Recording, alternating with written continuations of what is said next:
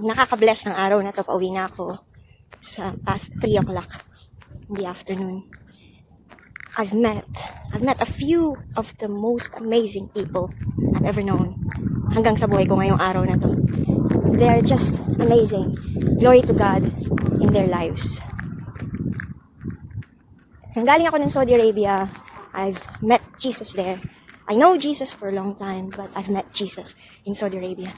That's when I get to encounter Him.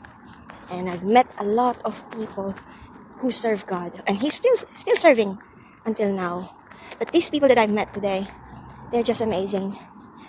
Amazing that it's their first time to share the Word of God on the streets.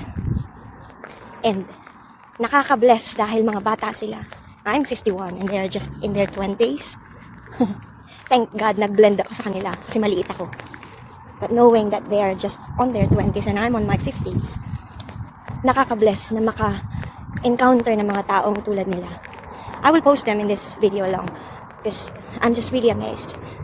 If only all of us will unite as Christians to share the Word of God on the streets, that will be an amazing for the glory of God.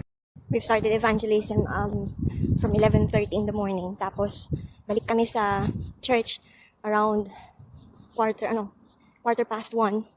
And then after that 2 o'clock balik uli kami. Sumama ako because isa lang si Ramona. First time I've met her as well. So I said I will come with them even if I don't belong in their age.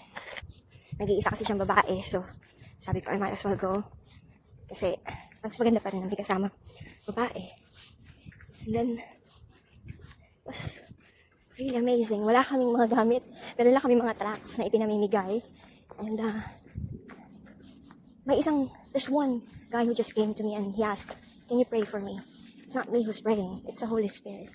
Glory to God. Grabe ang experience sa araw na to. Naalala ko nung under training pa ako ng evangelism. Dinala kami ng buong church sa isang supermarket. No, it's not a supermarket, it's a grocery mall. Basta sa isang mall, pero sa Sarawat yun sa Jeddah. Dinala kami doon, dinrap kami doon, kasi training namin yun ng evangelism. So, kailangan namin makakuha ng 10 souls, we call it 10 souls, meaning 10 tao, to share the Word of God. Saudi Arabia yun, in Jeddah. Makahirap gawin noon kasi it's a Muslim country. But, the work of God is really amazing. We were able to find more. Tigsa 10 kami. And, yung ginagawa namin, sabi namin, we don't think we can even find soul. Kasi nga, Saudi Arabia, mahirap. But, yeah, we were able to share the Word of God. Siyempre, naglabas kami ng kaperahan sa aming wallet. At yun, share ng Word of God. Siyempre, may Jollibee kasi sa Sarawat eh. So, dinadala namin sa Jollibee yung meet namin mga kapwa Pinoy din. I believe those people are already workers of the Lord now. Na-share namin. And, ganun. Pero dito, sa United Kingdom, it's not easy to share the Word of God. Although, we have the freedom to speak sa labas lang. We are free to do that. Kaya lang, maraming mga tao ang magpa-persecute sa'yo. Ginagamit pa ang pangalan ni Jesus para maging expression nila. Yung, Jesus, the voice, ganun. Hindi glorifying kay Lord. But, wala tayong magagawa eh. Nasa liberated na lugar tayo. So, everyone is entitled to do what they want to do. So, yun lang. Sobrang nakaka-bless na maging part ng ganitong ministry. And I hope yung mga kaibigan ko dyan, nakasamahan ko, ay makasama ko. Be part of the ministry. There are lots of souls to be harvested, sabi nga. But the laborers are few. Yeah. One day, there will come a time. There is no reason that we cannot do evangelism. There's no reason that we cannot share the Word of God. There's no reason at all. The fact that you are alive today, there's no reason for you not to be part of the ministry. God bless everyone. Keep the faith in Jesus. Why is that important for me?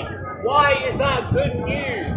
Why? Well, it's very good. It's good news because it allows us access with our Creator. It allows us access with our Father. It allows us access. You see, God loved us so much. Speak to him. I was speaking to his boys. Yeah. Because he had his top off. I thought, he ain't gonna listen to me. Walk around with his top off, it wasn't even that hard. Like, I thought, he's not gonna listen to me. He was the last one standing there. Turned around, he's still there.